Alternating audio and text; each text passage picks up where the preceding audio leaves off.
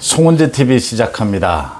민주당에서는 이재명을 비롯해서 이제 모두가 나서서 어제와 오늘은 탄핵이니 특검이니 이야기를 하다가 이제 모두 나서서 용산 대통령실에 영빈관을 짓는 부분을 집중적으로 공격을 하고 있습니다. 영빈관을 878억 원을 들여서 짓겠다. 예산에 한 푼도 줄 수가 없다. 지금 국민들이 많이 어려운데 지금 영빈관을 이렇게 짓는 것이 맞느냐. 차라리 청와대로 돌아가라. 밑도 끝도 없이 또 공격을 하고 있습니다. 민주당이 이렇게 공격을 하고 있고, 국민의힘에서는 어제부터 지금 오는 19일 원내대표를 선출을 합니다. 윤심 이야기가 나오고 주호영에 대한 합의 추대 이야기가 계속 나오고 있고, 구체적으로 그러니까 이용호 의원이 출마 선언을 했습니다. 권성동이 나서서 주호영 합의 추대, 이게 윤심이 실려 있다. 이용호에게 구체적으로 출마하지 마라. 지금 출마를 하고 싶은 사람, 출마를 하려고 하는 사람들에게 권성동이 출마를 자제시키고 있다. 주호영 합의 추대를 공개적으로 그 이야기하고 있습니다. 그게 지금 또 논란이 되고 있습니다. 이게 이렇게 풀어가야 될 부분이냐. 먼저 용산에 영빈관을 짓는 부분, 영빈관 지어야 합니다. 대통령실 주변에 영빈관이 있어야죠. 윤석열 대통령이 그러니까 청와대 영빈관을 쓸 수 있으면 사용할 수 있으면 사용하겠다라고 했는데, 지금 국민들에게 개방이 된 상황에서 경호나 여러 가지 절차상 또 그 청와대를 둘러보는 많은 관광객들에게 불편도 주게 되고, 결국은 용산 대통령실에서 영빈관을 만들긴 해야 합니다. 용산에.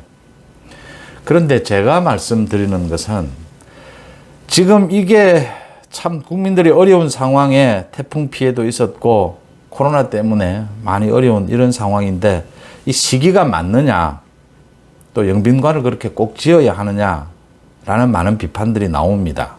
여러 가지 생각도 있을 수 있고, 민주당이 여기에 공격을, 화력을 집중하고 있는 건 당연한 일입니다. 제가 지적하고 싶은 부분은 대통령실 용산에 영빈관을 지어야 하는데 878억 원이 든다. 이런 방식으로 밖에 못하느냐라고 하는 겁니다. 그러니까 올해 예산에 반영을 해야 지금 지으면 아마 1년 내지 2년 아무리 빨라도 그렇게 걸릴 겁니다. 근데 이런 방식으로 해야겠느냐라고 하는 겁니다. 이렇게까지밖에 못하느냐는 이 방식의 문제입니다. 지금 민주당에서는 옳다구니 해가지고 윤석열 대통령이 과거에는 청와대 영빈관을 쓰겠다라고 하지 않았느냐, 양치기 소년이냐, 또 김건희 여사가 그 지난해 선거 과정에서 터져나온 그 녹취록에서 영빈관을 옮긴다 이런 말이 있었다. 또 점쟁이 말을 듣고 옮기는 것이냐, 별의별 비난을 다 늘어놓고 있습니다. 이 영빈관을 지금 878억 원을 들여서 옮기는 예산을 확보해야 한다. 공사에 착수를 해야 합니다. 그래도 2년 내에 완공 이렇게 본다면 미룰 수는 없는 부분이고, 영빈관이 필요하죠. 지금 대통령실에서 영빈관으로 쓸 수 있는 공간이 없습니다. 과거 국방부에서 쓰던 영빈관은 외국의 정상들을 초대하기에는 좀 격이 맞지 않다라는 것도 맞는 부분입니다. 이런 부분을 대통령실에서 이렇게 예산이 필요하다라고 해서 기재부를 통해서 예산 신청을 하면 가장 먼저 필요한 것이, 윤석열 대통령도 청와대 영빈관을 쓰겠다, 쓸 수도 있다라는 이야기도 있었고, 또 누가 뭐래도 지금 국내외에 어려운 사람들이 많지 않습니까? 이런 상황에서 영빈관 이야기가 나오면 당장 논란이 될 수 있다는 건 예측이 되지 않습니까? 그러면 이런 부분은 국민의힘 당에 떠넘겨야 하는 겁니다. 이런 걸 이제 당에서 맡아줘야 되는 겁니다. 당에서 먼저 이야기를 꺼내는 겁니다. 언론 플레이라고 해도 좋고 국민들의 여론을 한번 떠보는 것일 수도 있고요. 또 많은 외국의 사절들의 이름을 빌어서 영빈관이 없어서 불편하다. 국민의힘에서 먼저 적정한 문제 제기를 하는 겁니다. 영빈관은 있어야겠지 않느냐. 이거 어떻게 하는 것이 좋겠느냐. 그러면 민주당의 공격이 일단 국민의힘으로 향하지 않습니까? 그렇게 해서 한번 여론을 걸러야 하는 것입니다. 지금 시기가 어렵지만 영빈관도 미룰 수는 없는 부분이다. 그리고 또 솔직히 878억 원이 그렇게 우리 예산 규모에서 뭐 어마어마한 예산 규모도 아닙니다. 영빈관이니까 정상들이 모이는 곳이니까 격조도 있어야 하지 않습니까? 이 문제를 왜 이렇게 푸느냐라고 하는 겁니다. 그러니까 이 문제로 초점을 맞추기 위해서 여야 모든 뭐 비판의 공격을 이걸로 덮기 위해서라면 제가 이해를 할 수 있겠는데, 정무적인 감각입니다.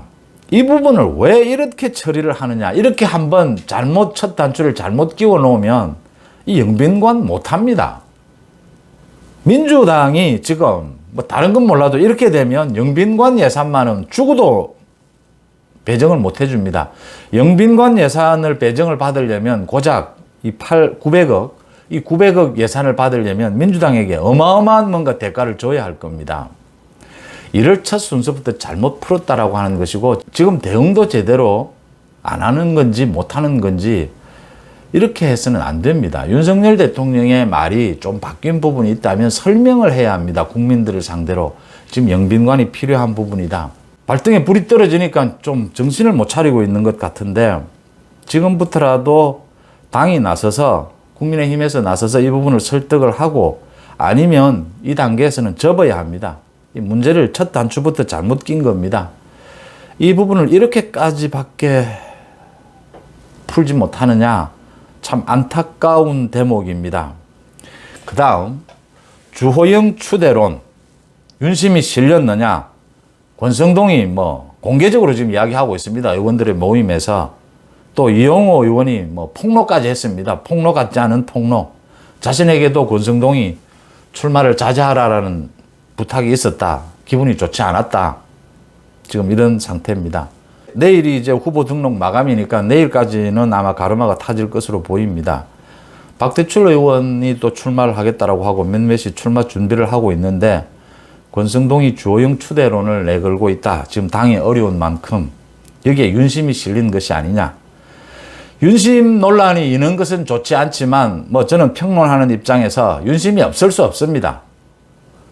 여당의 원내대표를 뽑는데 윤심이 뭐 어떤 형태로든 어느 정도든 윤심이 없다라는 것이 오히려 이상한 것이죠. 이제 그게 합리적인 수준이냐라는 부분일 것이고요. 정진석 위원장이 윤심은 없다라고 또 일단 선은 그었습니다. 주호영이 추대되는 것이 맞느냐, 또 원내대표를 맡는 것이 이게 옳은 것이냐 라는 부분의 논란은 접어두겠습니다. 이미 또 한번 말씀을 드렸고요. 주호영이 꼭 원내대표를 하고 싶으면 경선에 나와서 이기면 됩니다. 가장 유력할 거라고 봅니다. 뭐 초재선 의원들 많이, 소위 친윤 의원들 중심으로 주호영을 많이 밀고 있으니까요. 지금 당이 어려우니까 이준석이 가처분 신청도 계속하고 어려우니까 추대하는 것이 맞지 않느냐.